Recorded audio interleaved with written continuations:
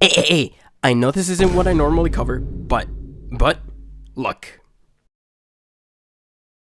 See?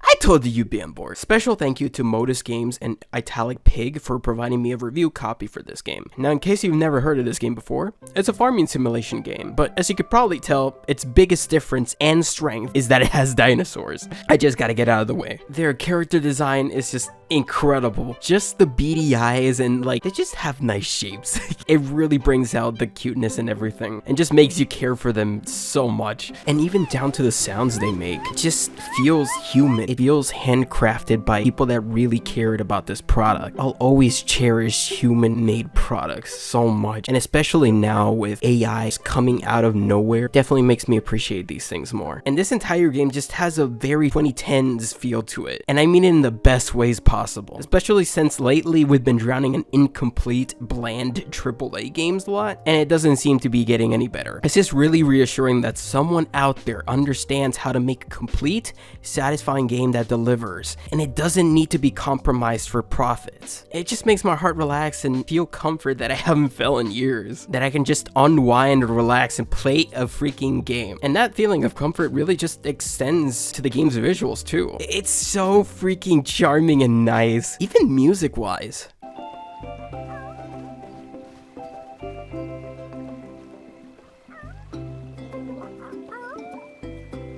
Really, it just helps you get into a groove and let loose. Well, until you realize you're about to run out of time and just panic run everywhere. But it just looks so pretty while not sacrificing itself in performance. Definitely one of its strongest aspects, the beauty and rhythm of this game lies in the mundane. Taking care of your farm, upgrading it, seeing your dinos live life and just be by your side. Traveling through the land, observing your surroundings. That feeling just can't be beat. Especially when the world just constantly pressures you with reality. It's just so nice to just be able to sit down and just take it easy and just roam. And you can handle this however you please, by the way. Rather do quests and help NPCs? Do that.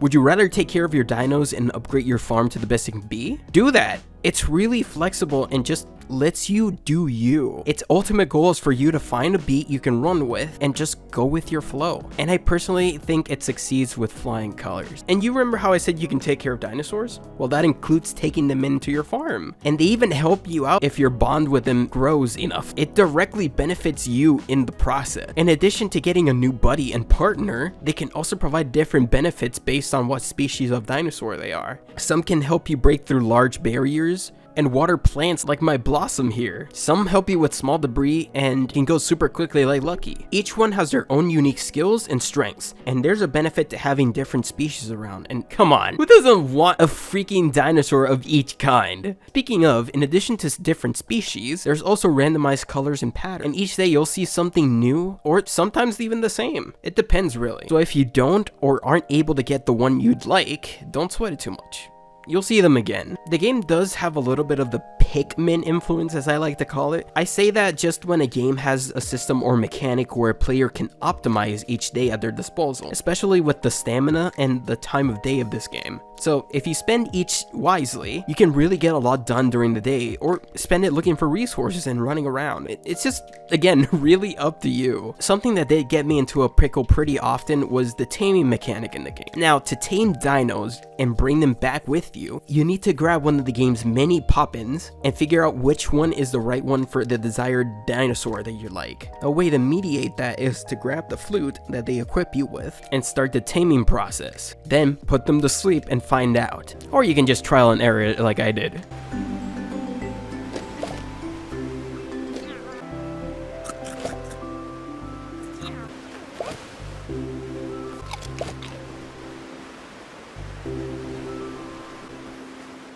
Now, if you go down the route of discovering dinosaurs by typing them in your notebook, you can discover stuff about your dinosaur, like what food they like to eat, what environment they like to be in, stuff like that. It's pretty cool. But where I personally get a little stumped is memorizing the pattern you need for the flute to actually work, like as in get them closer to you so you can be buddies with it. I will say the game does show it to you in the bottom right corner after you fail, but I think it would have been a great option to put in the settings if possible, like show it all the time, especially when and some of them get really long at some points, but I do get why the decision was made though. It's just so you can discover dinosaurs and, you know, trial and error, you know, like a real animal.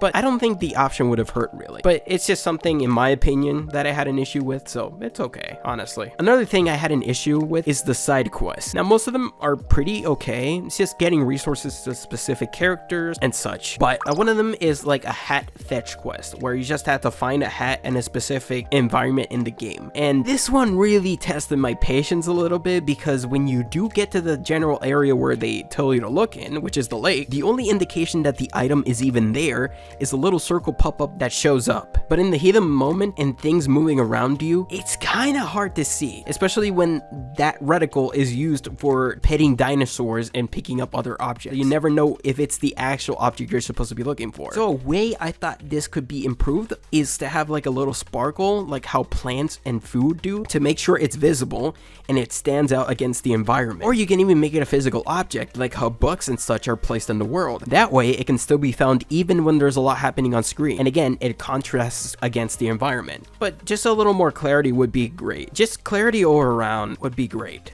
But other than that, I really have no big complaints here, just minor ones. I really just enjoy the game and have been taking it nice and easy. I mean, even by the time I complete this video, I still won't have anywhere near close completion. I mean, I didn't even mention the different biomes there are in the game. It's a pretty chunky game. So all of this footage has been captured in the first area, and I think that's pretty cool. So if any of this interests you, the game is available on all major consoles and of course PC, which is where I played this. So, you know, if you'd like, please support the game. It's made by wonderful indie developers, and I think it deserves your support. So yeah, thanks for watching. Hope you have a fantastic day, and I'll catch you guys in the next video. Bye-bye.